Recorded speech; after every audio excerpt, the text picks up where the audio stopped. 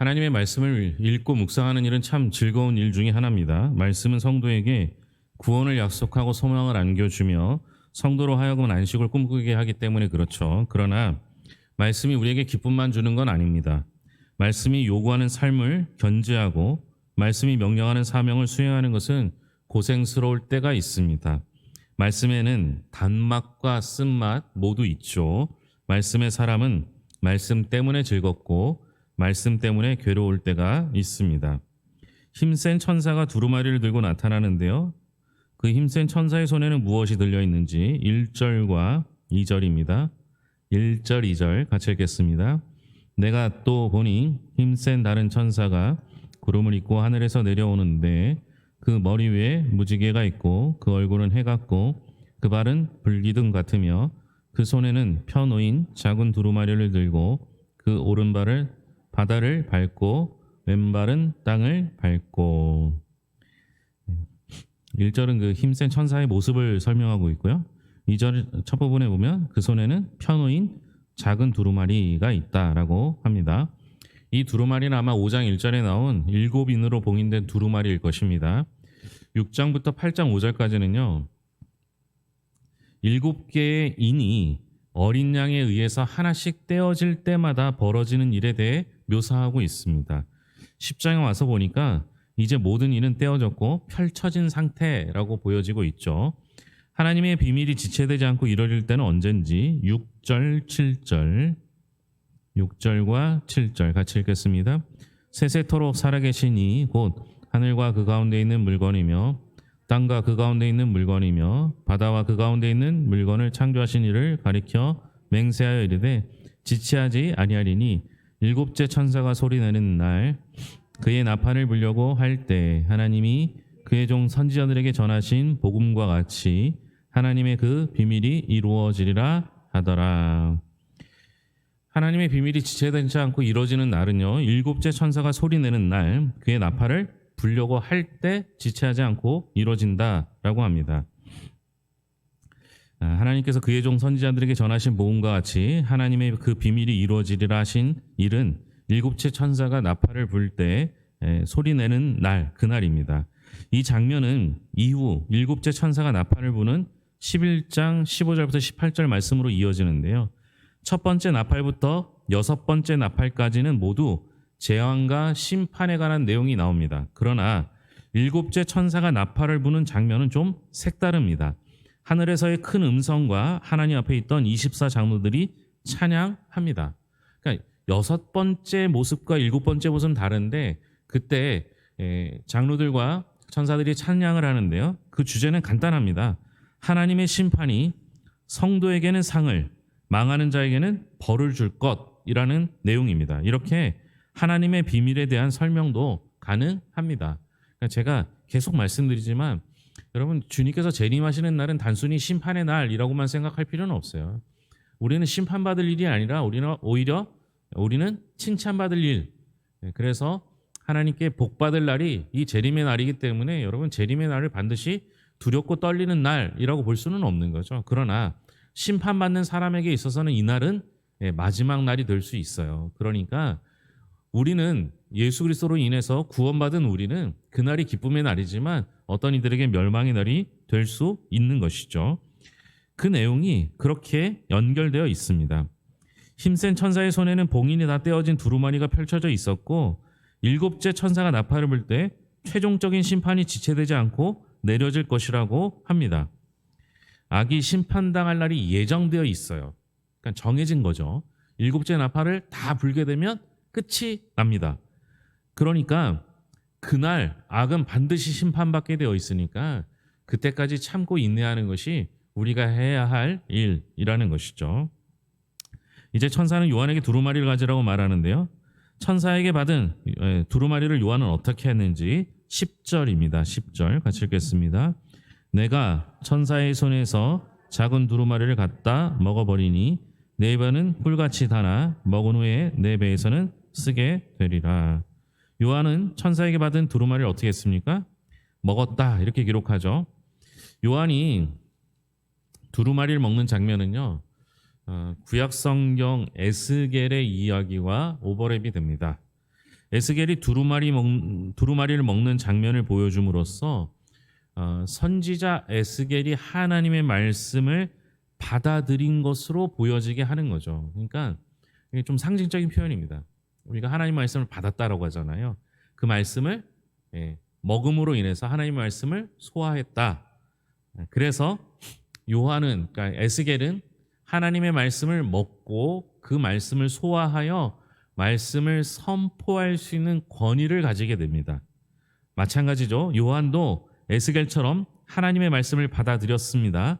두루마리에 쓰인 내용이 무엇인지 구체적인 묘사는 없으나 두루마리에 인봉되었던 7개의 인이 하나씩 펼쳐질 때마다 재앙이 있었다라는 점에서 에스겔의 애가와 애곡과 재앙의 말과 비슷하게 추측할 수 있는 것이죠. 하나님의 말씀을 받은 그 기쁨을 지금 요한은 누리고 있는 겁니다. 그런데 그것을 두루마리를 먹었을 때 어땠는가? 10절 다시 한번 읽겠습니다. 10절입니다.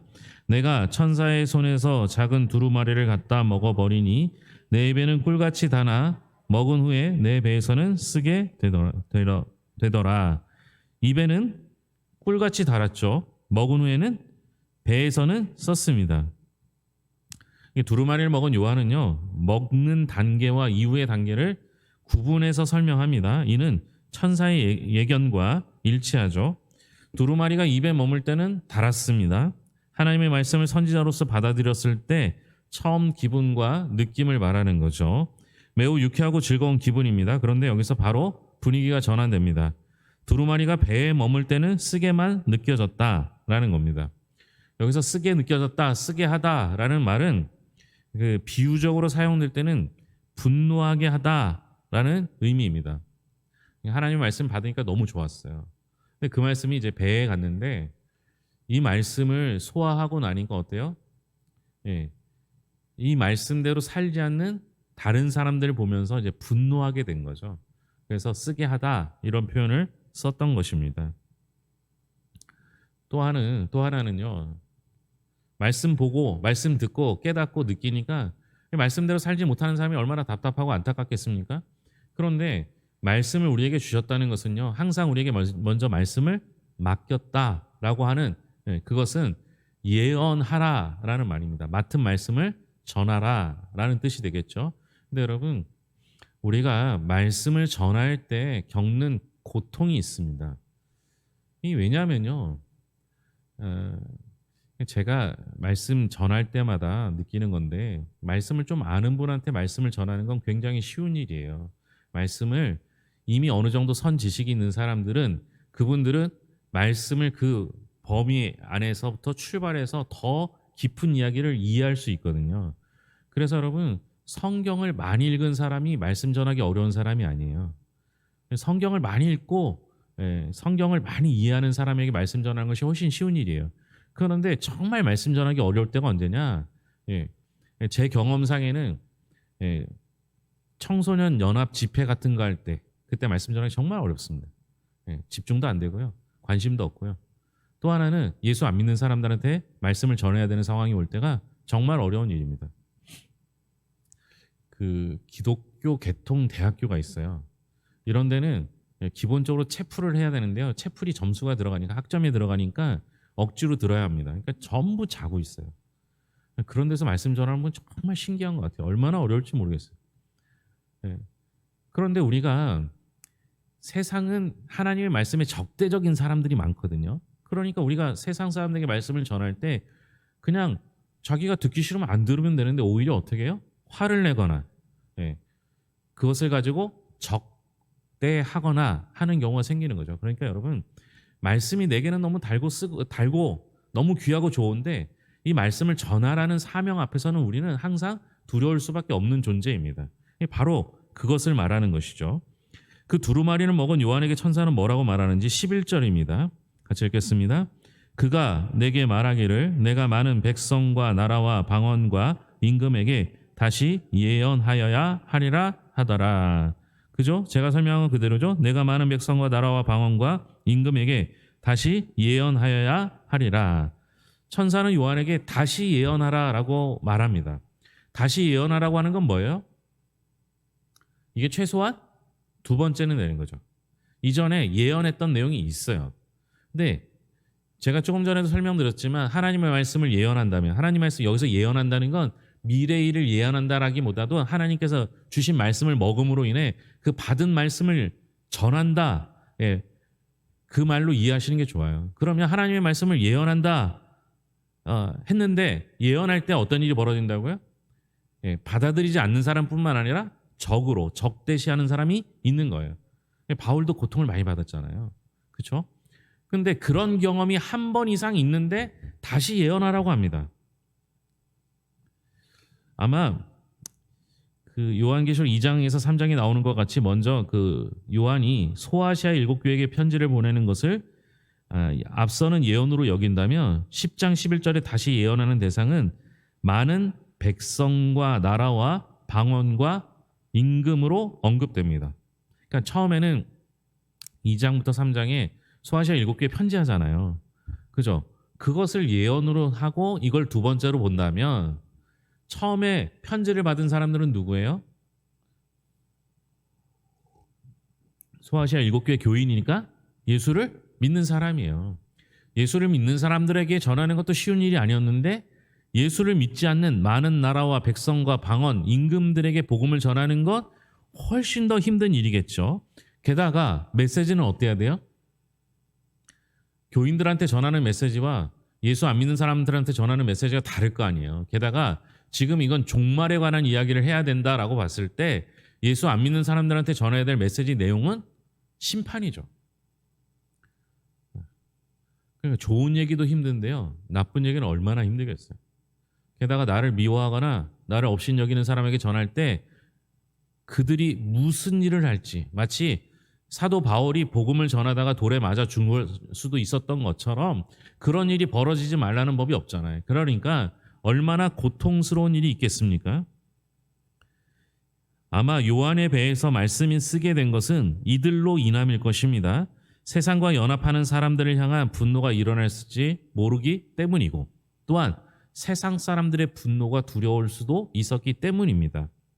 하나님 말씀에 두 가지 맛이 있어요. 하나는 말씀을 읽고 깨달을 때는 달콤한 즐거움을 맛보지만 말씀을 실천하고 어그러진 현실 때문에 쓰라린 고통을 겪어야 하는 두 가지 맛이 있습니다. 여러분 이 두 가지 맛이 다 필요한 거예요.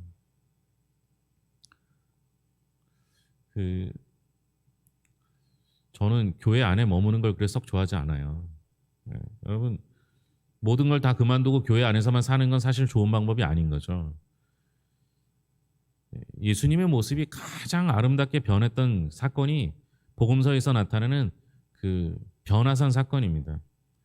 그때 예수님의 모습이 얼마나 아름다웠는지 천사와 같다라고 말하는데 잘못 이해한 거죠. 천사보다 더한 존재가 예수님이신데요. 그런데 그때 베드로가 뭐라고 말합니까? 주님, 여기가 좋사오니, 그죠? 초막 셋을 짓고 모세와 엘리야를 위하여 그리고 주님을 위하여 초막을 짓고 여기서 살자고 했습니다. 그때 주님의 대답이 뭐예요? 예? 내려가자잖아요. 내려가자. 여러분 교회 안에서 달콤한 즐거움 느끼는 것이 반드시 필요합니다.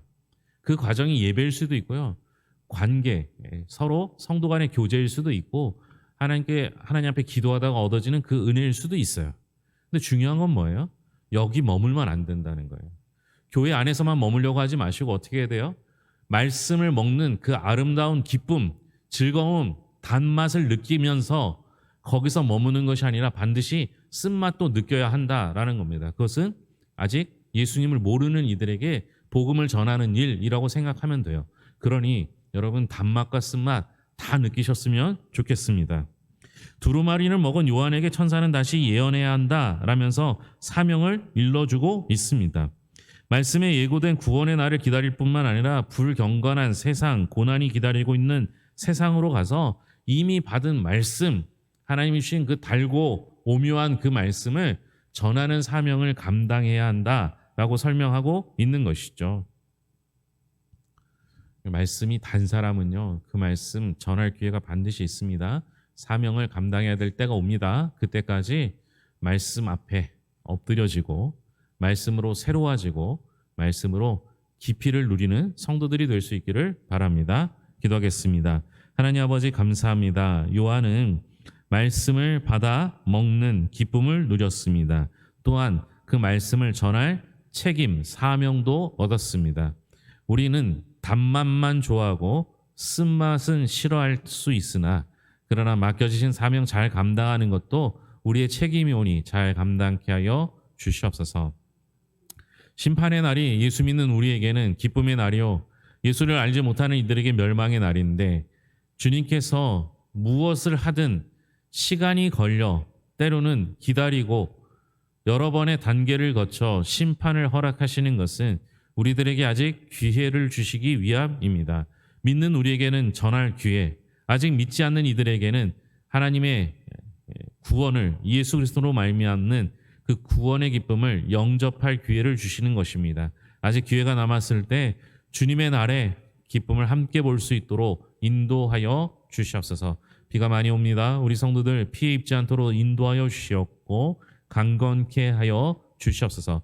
비 오는 날 이 자리까지 나와 함께 예배하는 이들의 마음을 주님 아시오니 위로하여 주시옵고 참 기쁨을 누리게 하여 주시며 돌아가는 발걸음도 주님 지켜 주시옵소서. 모든 것을 예수님의 이름으로 기도합니다.